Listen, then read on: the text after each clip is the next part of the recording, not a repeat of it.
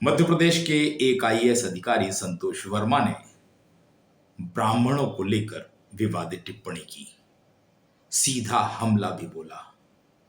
और संतोष वर्मा अब भी अपने पद पर काबिज हैं।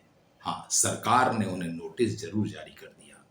क्या अन्य समाज के लोगों के प्रति इस तरह की टिप्पणी किसी व्यक्ति ने की होती तो क्या होता, ये कल्पना की जा सकती है।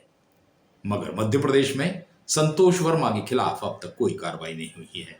वहीं किसी भी मुद्दे पर, राष्ट्रीय हो या अंतर्राष्ट्रीय, जरा जरा सी बात पर बयानबाजी करने वाले ब्राह्मण नेता या यूं कहें ब्राह्मण विधायक मौन है। लगता है कि उनके मुंह में दही जम गया है।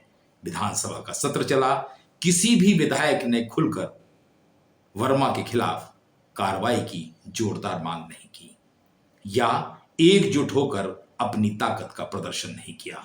लगता है ब्राह्मण विधायकों में अब वो साहस नहीं रहा कि वे अपने समाज का अपमान हो और कुछ बोल पाए।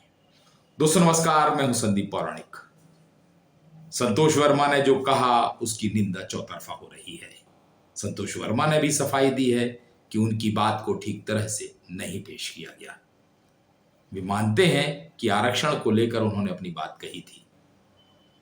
संतोष वर्मा ने जो कहा था वो हर किसी के लिए उद्वेलित करने वाला है, क्योंकि उन्होंने अपने बेटे से ब्राह्मण बेटी की शादी तक की बात कर दी थी। आरक्षण को लेकर अपना तर्क दिया था। समाज संगठन के लोग तो विरोध दर्ज करा चुके हैं, मामला दर्ज करने की भी बात हो रही है, लेकिन अब तक ऐसा नहीं हो पाया है। सरकार ने उन्हें नोटिस जारी किया है, नोटिस का जवाब आएगा, उसके बाद कार्रवाई होगी भी या नहीं, ये बड़ा सवाल है, क्योंकि ये वोट बैंक की राजनीति है।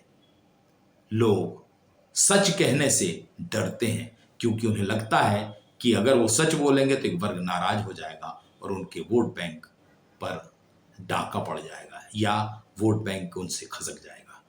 विधानसभा का सत्र चल रहा था और उम्मीद ये की जा रही थी कि कोई आवाज उठाए ना उठाए, ब्राह्मण विधायक तो आवाज उठाएंगे ही, चाहे वे बीजेपी के हों या कांग्रेस के। लेकिन ऐसा हुआ नहीं।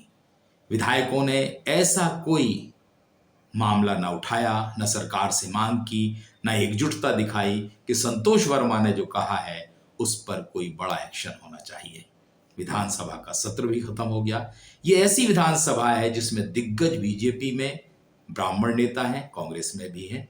मध्य प्रदेश की विधानसभा में 230 विधायक हैं, इनमें 23 से ज्यादा विधायक ब्राह्मण हैं, यानी विधानसभा में 10% विधायक ब्राह्मण हैं।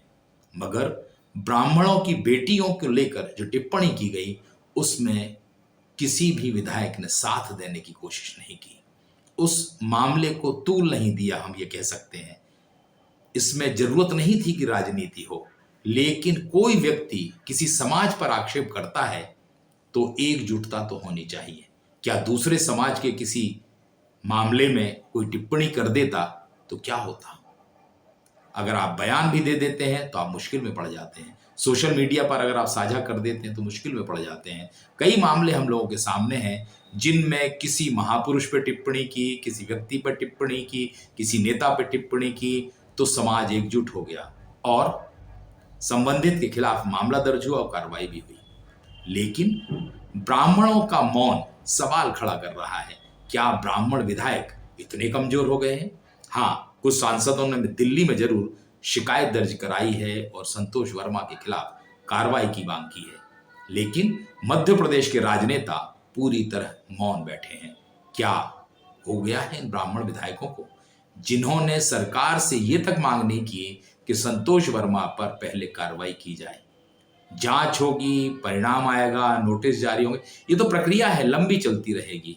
लेकिन इस घटनाक्रम ने एक बात साफ कर दी है कि मध्य प्रदेश की राजनीति में ब्राह्मण लगातार कमजोर हो रहा है और जब समाज पर भी कोई उंगली उठाता है, तंज कसता है, हमले करता है, तब भी वे मौन रहते हैं। और ये संकेत उन राजनेताओं के लिए भी अच्छे नहीं हैं जो ब्राह्मण होने के नाम पर राजनीति करते हैं। दोस्तों आज के लिए इतना ही। नमस्कार।